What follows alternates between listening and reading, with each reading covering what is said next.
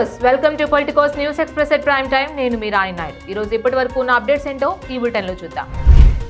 జమ్మూ కాశ్మీర్లోని సాంబ జిల్లాలో సరిహద్దు దాటి చొరబడేందుకు పాక్ ఉగ్రవాదులు చేసిన ప్రయత్నాలను బీఎస్ఎఫ్ తిప్పికొట్టింది. మే 8వ తేదీ రాత్రి 11 గంటల సమయంలో సాంబ జిల్లాలోని అంతర్జాతీయ సరిహద్దుల వద్ద ఈ పరిణామాలు చోటు చేసుకున్నట్లు బీఎస్ఎఫ్ ట్విట్టర్ పోస్టులో వెల్లడించింది. కనీసం 7 ఉగ్రవాదులు మృతి చెందినట్లు బీఎస్ఎఫ్ వర్గాలు వెల్లడించాయి.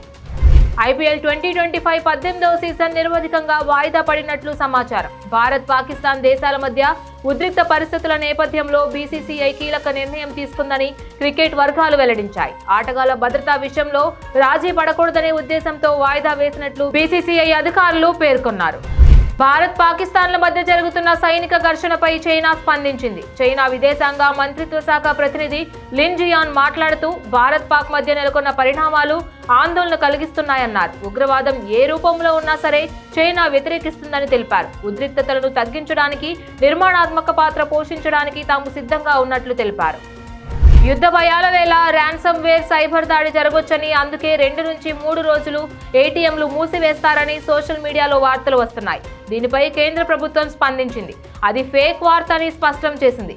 ఇలాంటి అసత్య వార్తలను షేర్ చేయొద్దని సూచించింది. దేశవ్యాప్తంగా సీఏ పరీక్షలు వాయిదా పడ్డాయి. భారత్, పాక్ ఉద్రిక్తతల నేపథ్యంలో పరీక్షల వాయిదా నిర్ణయం తీసుకున్నట్లు institute of charter accountants of India ప్రకటించింది. మే 9 నుంచి 14 వరకు జరగాల్సిన CA intermediate, final, post qualification పరీక్షలు వాయిదా పడ్డాయని, పరీక్షల షెడ్యూల్ను త్వరలో వెల్లడిస్తామని పేర్కొంది. జమ్మూ కాశ్మీర్లో పాకిస్తాన్ జరిపిన కాల్పుల్లో ఏపీలోని శ్రీ సత్యసాయి జిల్లా గోరంట్ల మండలం కల్లిదండాకు చెందిన జవాన్ మురళీ నాయక్ వీరమరణం పొందారు. జవాన్ వీరమరణం పొందడంపై ఏపీ సీఎం చంద్రబాబు నాయుడు దిగ్భ్రాంతి వ్యక్తం చేశారు. దేశం కోసం ప్రాణాలర్పించిన అమరవీరుడు మురళీ నాయక్కు నివాళులర్పించారు. భారత్, పాక్ సరిహద్దుల్లో ఉద్రిక్తతల దృష్ట్యా తిరుమలలో పోలీసులు అప్రమత్తమయ్యారు. ఎస్పీ హర్షవర్ధన్ రాజు జిల్లా అధికారులతో సమావేశమయ్యారు. తిరుమల సివిఎస్ఓ కార్యాలయంలో ఈ భేటీ జరిగింది. మధ్యాహ్నం నుంచి తిరుమలలో భద్రతా బలగాలు తనిఖీలు నిర్వహించనున్నాయి. వైసీపీ నేత సజ్జల రామకృష్ణారెడ్డి సిఐడి విచారణకు హాజరయ్యారు. వైసీపీ ప్రభుత్వ హయాంలో మంగళగిరి టీడీపీ కార్యాలయంపై జరిగిన దాడికి సంబంధించి ఆయనపై కేసు నమోదైంది.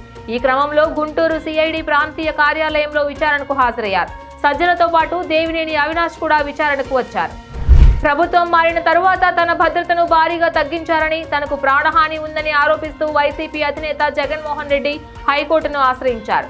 తనకు Z+ కేటగిరీ భద్రతను పునరుద్ధరించాలని, ఈ మేరకు కేంద్ర, రాష్ట్ర ప్రభుత్వాలను ఆదేశించాలని కోరుతూ ఆయన నిన్న ఏపీ హైకోర్టులో పిటిషన్ దాఖలు చేశారు. ఈ పిటిషన్పై హైకోర్టు ఈ రోజు విచారణ చేపట్టనుంది.